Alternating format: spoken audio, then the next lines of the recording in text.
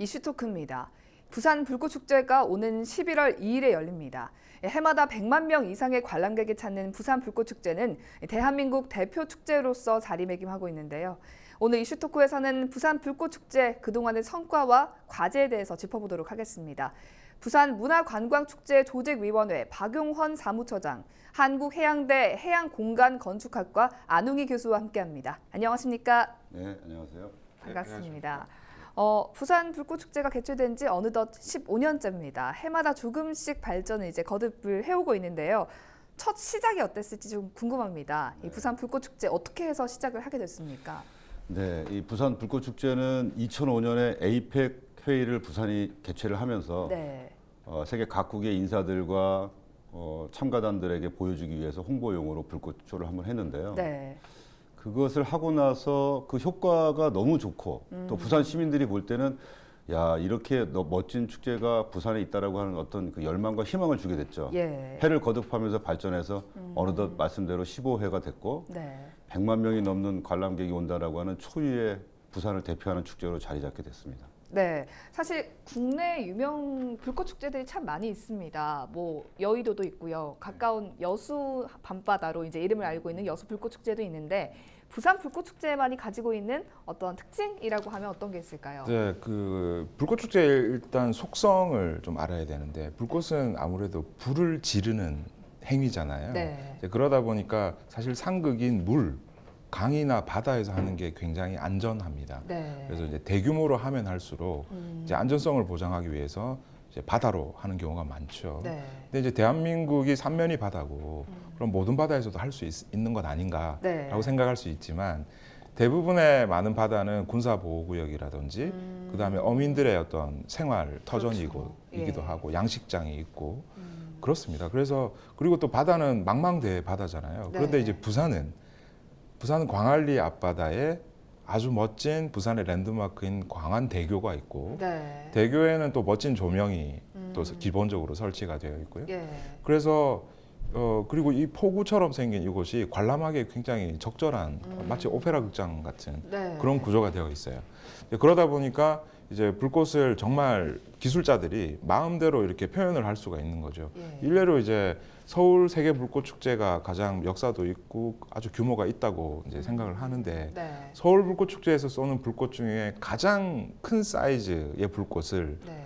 부산은 그냥 뭐 쉽게 쏩니다. 어... 그리고 한국에서 가장 큰 사이즈는 부산에서만 쏩니다.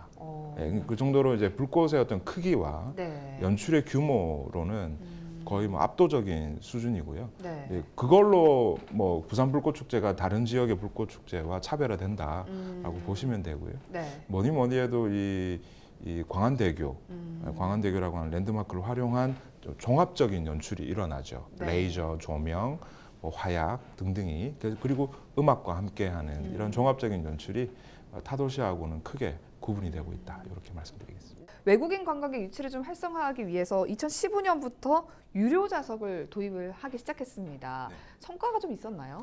네, 이 처음에 저희가 유료 좌석 도입할 때 뭐 언론이나 이렇게 이제 시민들로부터 굉장히 지탄을 많이 받았습니다. 그렇죠. 예. 근데 이제 저희 속사정은 있었어요. 그 이유는 이제 불꽃 축제가 10년 이상을 거듭하면서 10년을 거듭하면서 대부분이 부산 시민들만의 잔치가 되고 있다. 네. 그래서 이제 행사하는 날이 되면 시민들이 그냥 아침부터 와서 돗자리 깔고 자리 다 잡으시고 그래서 이제 타지에 있는 또는 외국에 있는 나의 친구나 지인에게 부산 불꽃 축제 너무 멋있는데 네. 한번 보러 와라고 이렇게 이제 좀 소개도 하고 네. 끌어들이려고 해도 그분들이 오겠는데 너무 불편한 거예요. 그렇죠. 예, 오려면 전날 와야 되는 거예요.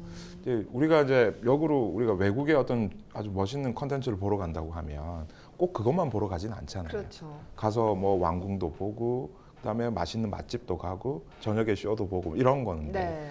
그러니까 관람권이 확보가 되어야 된다. 근데 그것을 무료로 할 것인가 아니면 유료로 할 것인가에 대한 지단한 이 논쟁이 있었고요. 예. 내부적인 고민이 있었고 결국은 지역 경제의 활성화에 보탬이 돼보고자 이제 유료화를 시작을 했고요. 네. 물론 혼은 많이 났지만 예. 지금 그때에 비하면은 이제 5년째인데요. 그때에 비하면 아주 놀라운 발전을 이뤘고요. 네. 뭐 부산 분들보다 외지 분들이 훨씬 많이 구매를 하십니다. 예, 그 정도로 이제 안정화가 많이 되었다. 그래서 이제 세계적으로나 또는 우리 국내적으로나 부산 불꽃 축제를 내가 보러 가겠다라고 할 때 네. 안정적으로 내가 티켓을 구매하고 가서 즐길 수 있다라고 하는 신뢰도가 네. 상승이 되었다. 이렇게 보시면 될 것 같습니다. 사실 이런 유료 좌석을 도입하게 되면 그 기존에 좀 혜택을 보고 있던 음식점들이나 뭐 주류 술집 같은 곳들이 타격을 받게 되지 않느냐 해서 상인들의 반대가 좀 있었거든요. 주변에 실제로 영향이 좀 어땠습니까?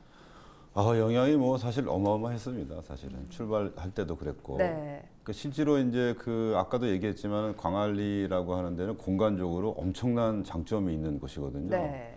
어떻게 본다 그러면은 불꽃 쇼를 하기 위한 무대가 이미 자연적으로 만들어졌다라고 생각할 수도 있는데 네. 그 중에 육지 쪽에 있을 때 각종 카페, 횟집, 식당, 레스토랑들은 거의 뭐 전용 관람석이 되지 않습니까? 그렇죠. 그러다 보니까 이제 매점 매석도 있고 또 당시에 약간 바가지처럼 그 금액을 올려서 하기도 하고 네. 또 카페를 통째로 빌려가지고 또 그들만의 잔치처럼 좀 약간 유난을 떠는 행위도 벌어지고 네.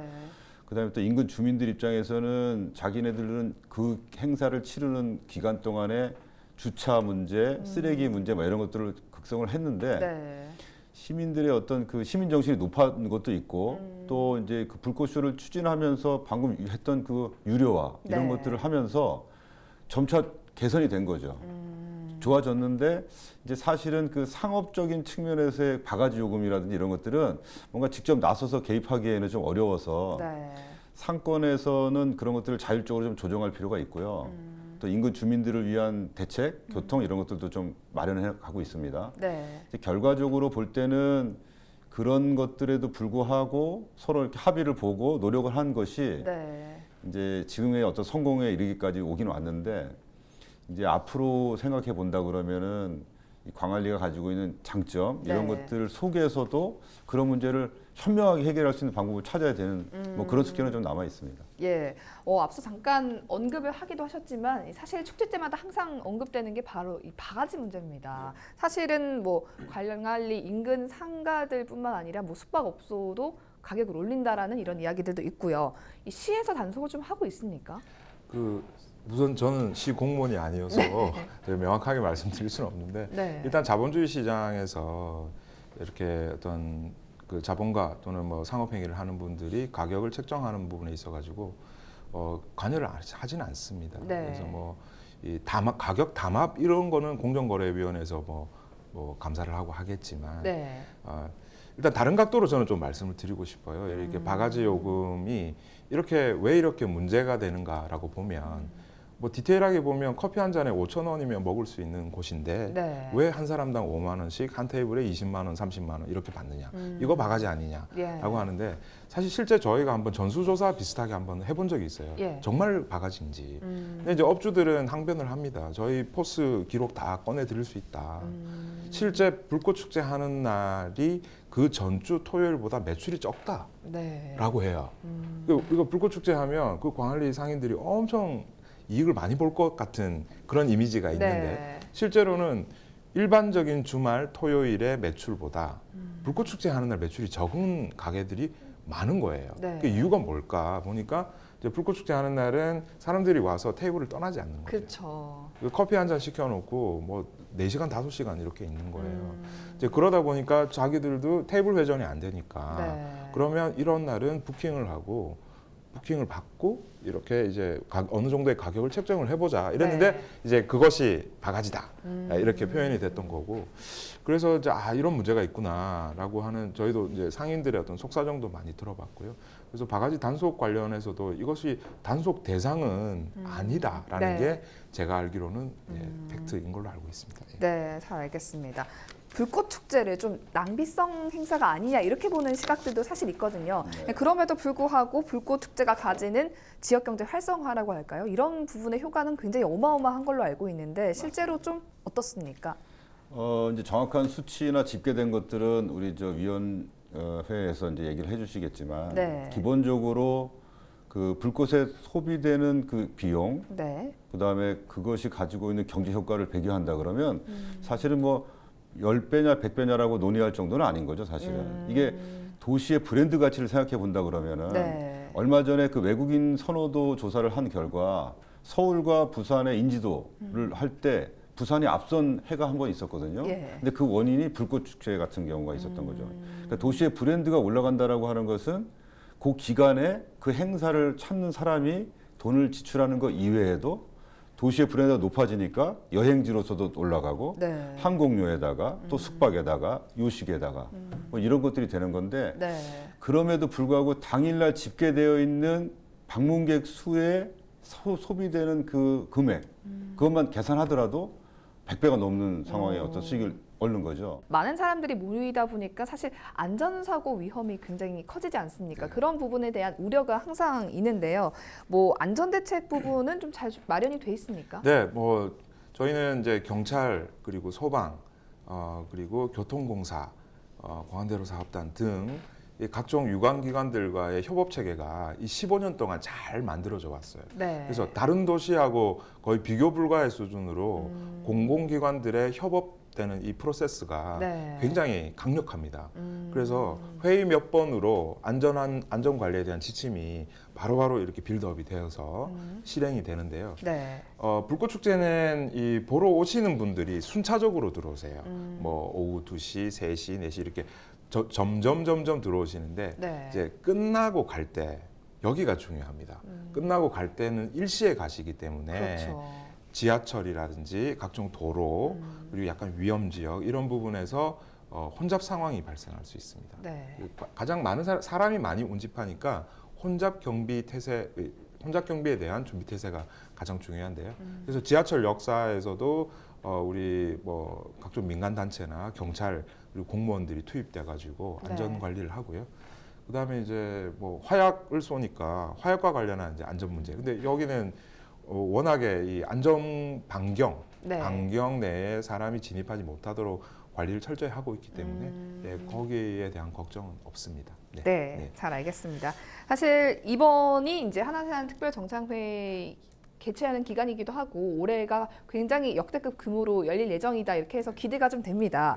좀 어떤 점이 새롭고 재미가 있을까요? 네, 일단 올해 이제 하나세안 특별정상회의 개최 성공을 기원하면서 시민들에게 알리는 거예요. 네. 예, 알리고 그런 의미에서 저희가 이제 아까 제가 앞부분에 말씀드렸던 부산에서만 가장 큰 불꽃을 쏜다. 네. 속칭 대통령 불꽃이라고 해서 직경이 25인치짜리입니다. 이게 500m 상공에 올라가서 400m 규모로 터지는 네. 초대형 불꽃인데요. 매년 한 발씩 쐈는데 올해는 2발 쏠 예정이고요. 그다음에 신형 불꽃들이 있습니다. 네. 이게 색깔이 확 바뀌는 변색 타상이라고 하고요. 레인보우 불꽃이라고 해서 무지개를 표현하는 예, 뭐 그런 형식도 있고 그래서 새로운 불꽃 제품이 좀 소개가 될 예정이고요. 네. 그다음에 불꽃 축제를 진행할 때 나레이션이 나와요. 이전에는 배철수 씨나 네. 양희은 씨 등이 나왔는데 올해는 조진웅 씨를 섭외했습니다. 그래서 영화 배우가 나레이션을 하기 때문에 예. 약간 일반적인 나레이션이라기보단 뭐랄까요, 우리 주제에 맞게끔 마치 연기하듯이. 예. 그래서 한 편의 영화를 보는 듯한 느낌이 날 것으로 저희는 좀 예측을 하고 있습니다. 네, 굉장히 기대가 됩니다. 네. 사실 광안리 하면은 부산에서도 좀 많은 관광객들이 원래 사실 찾는 곳입니다. 그래서 다른 지역에서 개최를 해야 된다. 너무 동부산에 몰려 있는 거 아니냐. 이렇게 이제 원도심 쪽에 있는 분들에서는 불만의 목소리가 사실 있거든요. 뭐 원도심 개최를 검토하자라는 반응에 대해서 교수님께서는 어떻게 보십니까? 우리 이제 이 축제 조직위원회뿐만 아니라 네. 사실은 제가 몸담고 있었던 부산국제영화제 등등 해서 네. 대부분의 이제 부산에서 움직이는 원동력들이 네. 이제 서부산에서 이제 동부산으로 옮겨왔지 않습니까? 그렇죠. 그 와중에 이제 애초서부터 그게 없었으면은 뭐 이렇게 어떤 균형을 어떻게 한다라고 하는 얘기가 안 나올 수 있었는데 원래 이제 부산을 일으켰던 서부산이 이제 좀 그렇게 얘기하기 애매하지만 좀 쇠락이 되고 예. 동부산으로 가다 보니 이게 상대적인 어떤 불균형이 더 강해서 그런 것들이 더 많은데요. 네. 사실은 광안리의 경우에는 이제 여러 가지 축제를 이제 안배를 하는 것도 있습니다. 사실 네. 부산시가 운영하고 있는 축제, 빅 축제 한 8가지도 안배를 하고 있는데 네. 불꽃 축제만큼은 이게 이제 아까도 얘기했지만 광안리라고 하는 특별한 어떤 공간 구조가 네. 있기 때문에 그 강력한 연출을 할 수 있었던 거거든요. 이제 우리 아까도 잠깐 설명했지만 네. 광안대교가 이제 한 4km 정도가 되는데 거기서 한꺼번에 쏟아지는 그 나이아가라 폭포를 연출하는 이런 것들은 맞습니다. 구조물이 없으면 설치할 수가 없는 것이란 말이죠. 네. 그렇다면 이제 그 특별한 그 불꽃을 연출하는 것을 다른 공간에서도 할 수 있는 걸로 변형을 해야 되는데 그러려면 이제 서울의 한강 같은 경우에도 다리가 이렇게 관객들에게 있어서 90도로 돼 있기 때문에 연출이 네. 제대로 안 되는 거예요. 또 낙동강 같은 경우에는 환경 보호가 돼 있고 철새 도래지다 보니 그렇죠. 소음에 민감한 부분이 있고 예. 또 다른 부분은 또 이렇게 광안리처럼 이렇게 응축되어 있는 형태가 아니다 보니 이렇게 개방감이 퍼져버리잖아요. 네. 그럼 사실은 불꽃의 가장 강력한 거는 사실은 영상과 함께 음향이 같이 동반돼야 되거든요. 예. 근데 너무 거리가 멀거나 벌어져 있으면 0.0001초 소리가 이렇게 엇박자가 납니다. 그럼 박진감이 훨씬 떨어진단 말이죠. 예. 그런 면에서는 불꽃 축제만큼은 광안리를 벗어나면 광안리의 정체성이 사라질 거라고 생각이 들어요. 네. 근데 이제 하지만 이제 예를 들면 부산항대교도 있고 네.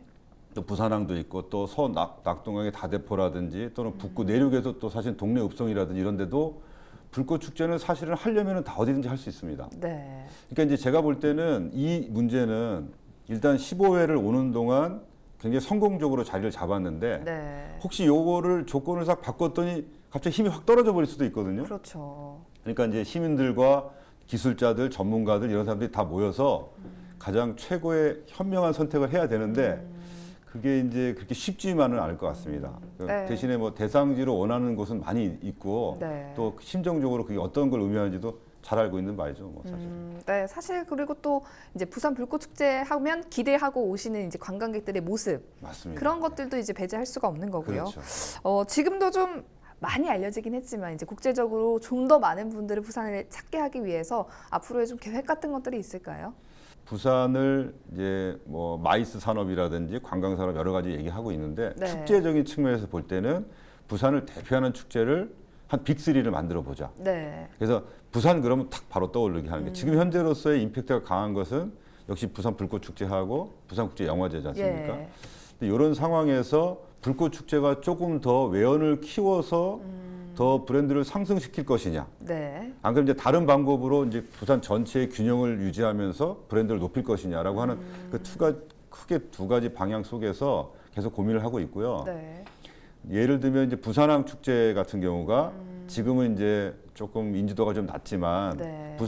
부산이 아니고서는 할 수가 없는 축제 아니겠습니까? 예. 이제 그런 것들하고 결합되는 것도 지금 고민을 하고 있어서 불꽃 축제의 미래가 네. 그 규모가 커지면서 외연을 확장을 시킬 것이냐, 아니면 이제 나머지 브랜드와 전략적으로 제휴를 해서 다른 가치를 추구할 것인가, 그건 어떤 기로에 서 있다라고 볼 수 있겠습니다. 말씀하신 거 제외하고 네. 좀 마지막으로 간단하게 말씀 부탁드립니다. 저는 이제 그 부분에 대해서는 이 불꽃 축제 물론 프로그램을 좀 더 안정화시키고 더 이제 흥미롭고 더 훌륭한 볼거리를 제공하는 것은 당연히 저희가 추구해야 되는 거고요. 네. 지난주에 LPGA가 있었어요. 네. 이제 부산에서 처음으로 했는데 LPGA가 전 세계적으로 개최가 되지만 거의 탑3에 들 정도의 많은 갤러리들이 왔다고 합니다. 네. 그 갤러리들 중에 아주 많은 상당수가 또 타 지역 분들이시고 그런 분들이 LPGA 경기도 보고 저녁에는 불꽃 축제도 본다면 아주 서로 간의 시너지가 날 수도 있을 것 같고요. 네. LPGA 협회 관계자분들도 부산을 찾았는데 그냥 경기만 하고 가는 게 아니라 네. 부산의 어떤 관광 명소나 부산 불꽃 축제 또 보고 간다면 좋지 않겠습니까? 예. 거기다가 지금 현재 그 UN 위크라고 해서요. 지금 부산에 UN 데이하고 턴투어드 부산이라는 행사 사이에 이제 감사 주간, 추모 주간이라서 UN 위크를 하고 있어요. 네. UN 위크도 당연히 이제 부산에 UN 기념공원이 있기 때문에 외국의 우리 그 뭐죠 전사자들 후손분들이라든지 이런 분들도 많이 오시거든요. 네. 이런 분들도 부산 불꽃 축제를 한번 보고 가시면 얼마나 좋겠습니까? 그래서 이제 다른 대형 행사 또는 마이스 행사 또는 다른 관광 자원과 불꽃 축제가 서로 연계된다면 네. 예, 부산이라는 도시가 더 이렇게 브랜드 가치가 올라가지 않을까 이런 생각이 듭니다. 네, 오늘 두 분과 함께 부산 불꽃축제 앞두고 다양한 이야기들 나눠봤는데요. 11월 2일에 열릴 예정이니까 우리 보고 계신 시청자 여러분들도 많이 찾아와 주셨으면 좋겠습니다. 오늘 시간 관계상 이슈토크 여기서 마치겠습니다. 두 분 함께 해주셔서 고맙습니다. 네, 감사합니다.